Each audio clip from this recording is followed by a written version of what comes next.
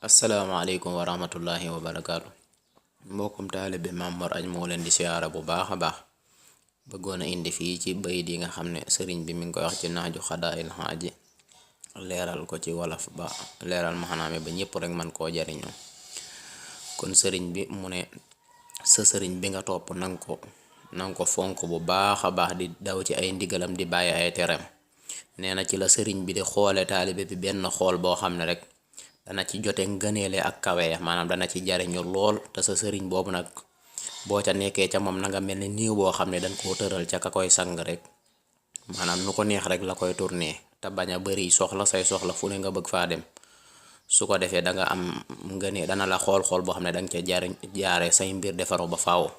mu ne it nag boo nekkee ci sëriñ boo xam ne dangay jàng xam-xam, maanaam di sàkku xam-xam, na ngay sàkkuwaale ngërëmal sëriñ boobee, maanaam bu ko defee ngay sàkkuwaale ngërëmam.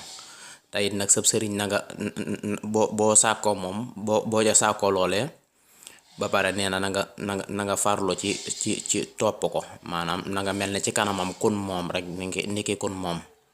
su ko defee danga ca jote daraja yi ñu kawe ña, maanaam bu boobaa ca ngay jote daraja yu kawe ya. waaw kon jërëjëf mbokkum taalibe Mame Mor.